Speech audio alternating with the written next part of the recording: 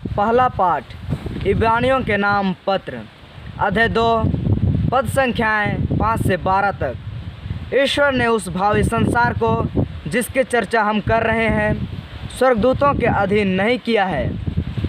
इसके संबंध में कोई धर्म ग्रंथ में या साक्ष्य देता है, मनुष्य क्या है जो तो उसकी सुधि ले, मनुष्य का पुत्र क्या है जो तो उसकी देखभाल करे। तूने उसे स्वर्गदूतों से कुछ ही छोटा बनाया और उसे महिमा तथा सम्मान का मुकुट पहनाया। तूने सब कुछ उसके पैरों तले डाल दिया। वास्तव में हम अब तक यह नहीं देखते कि सब कुछ उसके अधीन है, परंतु हम यह देखते हैं कि मृत्यु के यंत्रणा सहने के कारण ईसा को महिमा और सम्मान का मुकुट पहनाया गया है। वह स्वर्गदूतों से कुछ ही छोटे बनाए गए थे, जिससे वह ईश्वर की कृपा से प्रत्येक मनुष्य के लिए मर जाए। ईश्वर जिसके कारण और जिसके द्वारा सब कुछ होता है, बहुत से पुत्रों को महिमा तक ले जाना चाहता था। इसलिए यह उचित था कि वह उन सब की मुक्ति के प्रवर्तक हो, अर्थात ईसा को दुखभोग द्वारा पूर्णता तक पहुंचा दे। जो पवित्र करता है और जो पवित्र किए जाते हैं, उन सब का पिता एक ही है। इसलिए ईसा को उन्हें अपने भाई मानने में लज्जा नहीं होती और वह कहते हैं, मैं अपने भाइयों के सामने तेरे नाम का बखान करूँगा, मैं सभाओं में तेरा गुणगान करूँगा। यह प्रभु की वाणी है। सुसमाचार पाठ संत मार्कुस के अनुसार अध्याय 1 पद संख्या 21 से 28 तक से लिया गया है। पाठ का मूल वाक्य है, वह अधिकार के साथ बोलते थे। वे कफरनहूम आए। जब विश्राम दिवस आया तो ईसा सभागृह गए और शिक्षा देते रहे। लोग उनकी शिक्षा सुनकर अचंभे में पड़ जाते थे, क्योंकि वे शास्त्रियों की तरह नहीं बल्कि अधिकार के साथ शिक्षा देते थे। सभागृह में एक मनुष्य था जो अशुद्ध आत्मा के वश में था। वह ऊंचे स्वर से चिल्लाया, ईसा नाजरी, हमसे आपको क्या? क्या आप हमारा सर्वनाश करने आए हैं? मैं जानता हूं कि आप कौन हैं, ईश्वर के भेजे हुए परम पावन पुरुष।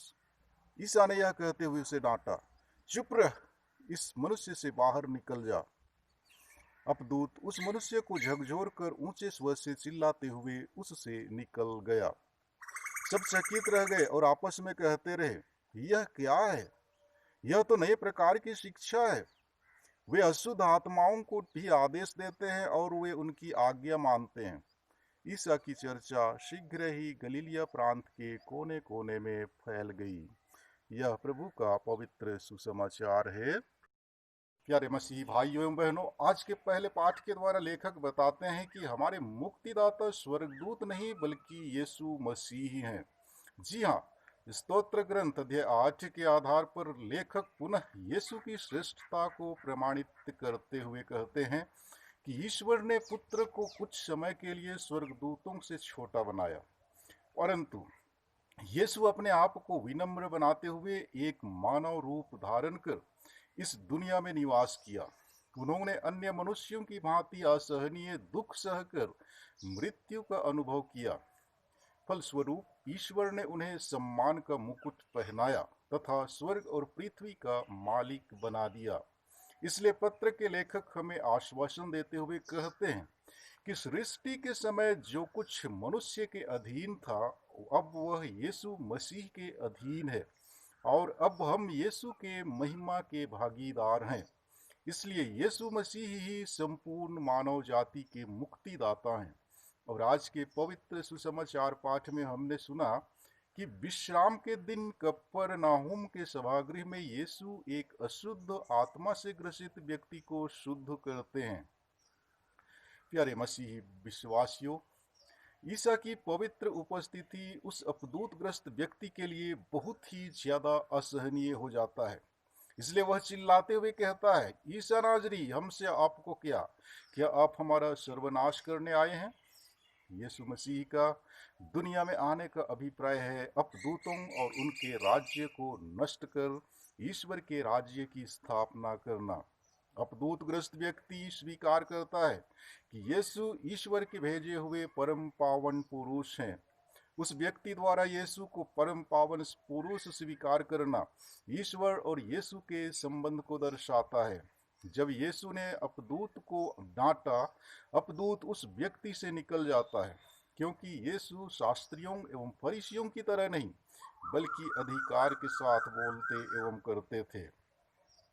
प्यारे मसीही विश्वासियों, हम भी कई लोगों को सच्चाई के मार्ग पर चलने के लिए कई सारी बातें बताते हैं। विशेषकर हम अपने ही बच्चों को कई तरह से समझाने की कोशिश करते हैं, उन्हें गलत रास्ते में नहीं चलने की सलाह देते हैं, लेकिन वे हमारी नहीं सुनते हैं और अपनी ही इच्छा के अनुरूप जीवन यापन करते हैं। क्यों वे हमारी बातें नहीं सुनते? क्या हम क्यों पूरी अधिकार के साथ बोल नहीं सकते? क्योंकि कमियां तो हम लोगों में ही है, उसका जिम्मेदार हम स्वयं हैं।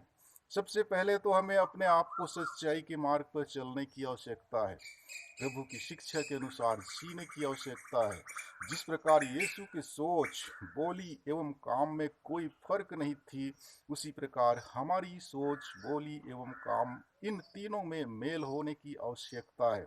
तब हम भी प्रभु यीशु के समान पूर्ण अधिकार के साथ किसी को शिक्षा दे सकते हैं। हम प्रार्थना करें कि ईश्वर की कृपा से सभी ख्रिस्तीय भाई बहन ख्रिस्तीय गुणों के अनुसार जीवन यापन करें, लोगों के सामने एक अच्छा ख्रिस्तीय होने का उदाहरण प्रस्तुत करें, क्योंकि सभी ख्रिस्तियों की जिम्मेदारी है कि वे अपने जीवन एवं व्यवहार द्वारा दूसरों को आकर्षित करें। आमीन।